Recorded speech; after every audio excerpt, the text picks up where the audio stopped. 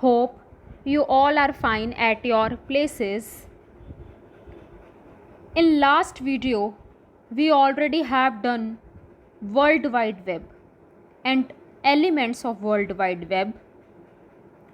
In this video, we will cover our next topics, that is domain name system क्या होता है, इसमें हम ये पढ़ेंगे, और नेम सर्वर क्या होता है और DND क्या होता है, और कुछ प्रिंसिपल्स हैं जो हम ई कॉमर्स के डिस्कस करेंगे. So students, firstly we will move on domain name system, जिसकी शॉर्ट फॉर्म है DNS आर्किटेक्चर. स्टूडेंट्स, अब देखिए डोमेन नेम्स क्या होते हैं. Domain name is a symbolic string associated with an IP address. There are several domain names available. Some of them are generic such as .com, .edu, .gov, .net, etc. While some country level domain names such as .au, .in, .za, .us, etc. So students, domain name system क्या होते हैं, एक symbol के form में होते हैं. देखिए जैसे यहाँ लिखा है .com, किसके लिए हम यूज़ करते हैं, कमर्शियल बिजनेस के लिए. जब हमें साइट पे कुछ भी चीज़ को सर्च करना होता है तो हम उसे क्या करते हैं, जब से हम .com, .in, .gov, जब ऐसे हम अपने सिंबॉलिक वर्ड्स का यूज़ करते हैं तो उससे आप कहेंगे डोमेन नेम सिस्टम. पर इसमें एक बात इम्पॉर्टेंट है, जो हमारे DNS है, जो हमारे डोमेन नेम सिस्टम है, वो हर एक कंट्री की साइट्स के अलग होते हैं. इंडिया के अलग हैं, और अगर बाहर वाली कंट्रीज़ की देखो, उनके साइट्स के जो डोमेन नेम सिस्टम है अलग हैं. तो ये क्या है आपके .com क्या है, कमर्शियल बिजनेस के लिए यूज़ होता है. .edu से क्या बना, एजुकेशन. .gov क्या है, ये गवर्नमेंट एजेंसी के लिए यूज़ होता है. .int international entity. .mil US military. .net networking organization and .org non profit organizations. तो ये होते हैं आपके डोमेन नेम्स सिस्टम. तो आगे हम मूव ऑन करेंगे नेम सर्वर. स्टूडेंट्स, अब ये नेम सर्वर क्या होते हैं. Name server contains the DNS database. इसमें क्या होते हैं, जो डोमेन नेम सिस्टम है, हमने ऊपर पढ़ा है, उसका जो डाटाबेस है वो इसमें कंटेन होता है. This database comprises of various names and their corresponding IP addresses. तो ये जो डाटाबेस होता है, इसमें वेरियस नेम साइट पे होते हैं, और साथ ही साथ उस साइट के क्या होते हैं, IP एड्रेसेस होते हैं. तो ये है आपके नेम सर्वर. सो हम एक एग्ज़ाम्पल लेते हैं. चलिए नेम सर्वर कैसे होते हैं. जैसे आपने टाइप किया गूगल में जाके www.microsoft.in, तो ये क्या करेगा, आपके रिक्वेस्ट माइक्रोसॉफ्ट में पहुंचा देगा, माइक्रोसॉफ्ट वेबसाइट में पहुंचा देगा. तो जब आपकी ये रिक्वेस्ट वहाँ चलेगी तो आप जो भी डाटा है आप उसे देख सकते हो. तो यहाँ पे देखिए टाइप्स ऑफ नेम सर्वर है. First is root server, second is secondary server, and third is primary server. So students, root server क्या होते हैं, ये 3 प्रकार के नेम सर्वर हैं.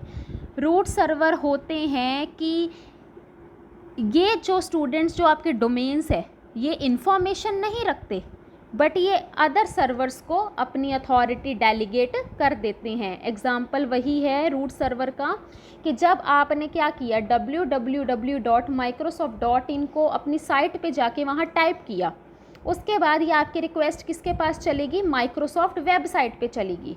उसके बाद जो नीचे इन्फॉर्मेशन आएगी वो आप देख सकते हो. तो ये भी किसका एग्जाम्पल हुआ, रूट सर्वर का. नेक्स्ट है आपका सेकेंडरी सर्वर. अब ये स्टूडेंट्स, सेकेंडरी सर्वर क्या होता है, जिसमें आपके पास कंप्लीट इन्फॉर्मेशन रहती है. रूट सर्वर के पास क्या था, उनके पास DNS की इन्फॉर्मेशन नहीं थी. पर लेकिन सेकेंडरी सर्वर में क्या है, इनके पास डीएनएस की इंफॉर्मेशन होती है। Third is primary server. So students, primary server का मतलब ये होता है जिसमें इंफॉर्मेशन वो रखते भी हैं, उसको मेंटेन भी करके रखते हैं और उसे अपडेट भी करते हैं। रूट सर्वर के पास इंफॉर्मेशन नहीं होती, सेकेंडरी सर्वर के पास इंफॉर्मेशन होती है। प्राइमरी सर्वर के पास क्या होता है, इंफॉर्मेशन रहती है और उसे वो मेंटेन और अपडेट करके चलते हैं। तो इन तीनों में ये डिफरेंस है। नेक्स्ट आपका आता है D&D। नाम से ही पता चल रहा है students, domain name dispute. Dispute का मतलब है जब दो पार्टीज़ के बीच में कोई झगड़ा हुआ हो डोमेन नेम को लेकर। तो देखिए क्या लिखा है यहाँ पर, a domain name dispute is a legal complaint made on the grounds that a domain name has been inappropriately and illegitimately used or assigned। अब देखिए, अगर कोई मेरे साथ एक पर्सन है या टू पार्टीज़ हैं, एक आप और कोई दूसरा पर्सन, अब आप चाहते हो कि आप अपनी कंपनी का या जो आप अपने ऑर्गेनाइजेशन का ये डोमेन नेम रखें और दूसरा चाहेगा ये डोमेन नेम रखो।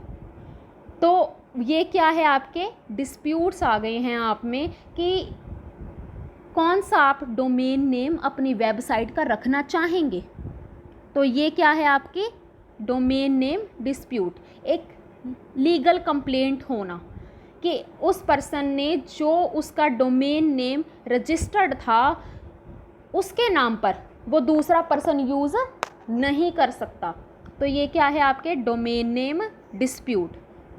अगर एक पार्टी के पास उसका राइट आ गया, उसका जो डोमेन नेम जो उसने बनाया था उसके पास उसका राइट है और वो अपने डोमेन नेम को पूरी तरह से उसकी रजिस्ट्रेशन भी करा चुका है, तो दूसरा पर्सन उस डोमेन नेम को यूज़ नहीं कर सकता।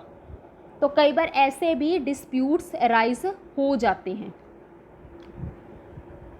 आगे है principles of e commerce. So this is the last topic of this video. Students, principles क्या हैं ई कॉमर्स के? यहाँ 4 प्रिंसिपल्स दिए हुए हैं। Information dissemination, data capture, promotions and marketing and transacting with stake holders. First is information dissemination. Information dissemination का मतलब है आप अपनी इंफॉर्मेशन बहुत जगह पहुंचा रहे हो, इसे हर एक फील्ड में पहुंचा रहे हो। बहुत प्लेसेस हैं जहां पर आप अपनी इंफॉर्मेशन को डिसेमिनेट कर रहे हो। तो देखिए, अब ई कॉमर्स में चल भी यही रहा है कि जो आपकी इंफॉर्मेशन है, जो आप अपने प्रोडक्ट्स को सेल कर रहे हो, वो सिर्फ एक ही जगह ना होकर बहुत सारी जगह पर आप जो ई कॉमर्स है वो अपना बिज़नेस कंडक्ट कर रहा है। और जब बिज़नेस कंडक्ट कर रहा है तो ऑटोमेटिकली इंफॉर्मेशन डिसेमिनेट हो रही है। Next is data capture. अब देखिए, जैसे मैंने पहले भी ये पॉइंट डिस्कस किया था कि आप सबको जो क्या है कि जो ई कॉमर्स में जो बिजनेसमैन ई कॉमर्स को रन करते हैं वो अपने पास पूरा डाटा रखते हैं कि आज के दिन में हमारे पास से कितने ऑर्डर्स आए हैं, कहाँ कहाँ से आए हैं, किस किस स्टेट से आए हैं, क्या क्या उनके कॉन्टैक्ट नंबर हैं। तो हर एक कस्टमर का जब वो डाटा अपने पास संभाल के रखते हैं तो वो क्या हुआ, data capture. Next is promotions and marketing. तो ये तो ऑब्वियस सी बात है, ई कॉमर्स के थ्रू क्या चल रहा है, प्रमोशंस भी चल रही हैं और मार्केटिंग भी चल रही है। Last point of principle of e commerce is transacting with stake holders. तो स्टूडेंट्स, आपको स्टेक होल्डर्स के बारे में पता है कौन कौन होते हैं, like customers, sellers, suppliers, creditors. तो ये क्या हैं, आपके स्टेक होल्डर्स। तो जो कस्टमर है वो भी किस में आते हैं, किस कैटेगरी में आते हैं, स्टेक होल्डर्स की कैटेगरी में आते हैं। तो ई कॉमर्स किसके साथ अपनी ट्रांजैक्शन मेंटेन कर रहा है? हमारे साथ, अपने स्टेक होल्डर्स के साथ, अपने कस्टमर्स के साथ, अपने सप्लायर्स के साथ। तो वो तभी अपने ई कॉमर्स का जो प्रॉपरली यूज़ हर कोई बिजनेसमैन कर रहा है। तो आज के टॉपिक्स हमने ये ही पढ़े हैं। Name server, domain name dispute क्या है, प्रिंसिपल्स ऑफ ई कॉमर्स। आपको अगर ये वीडियो पसंद आई हो, please like and subscribe my channel. Thank you.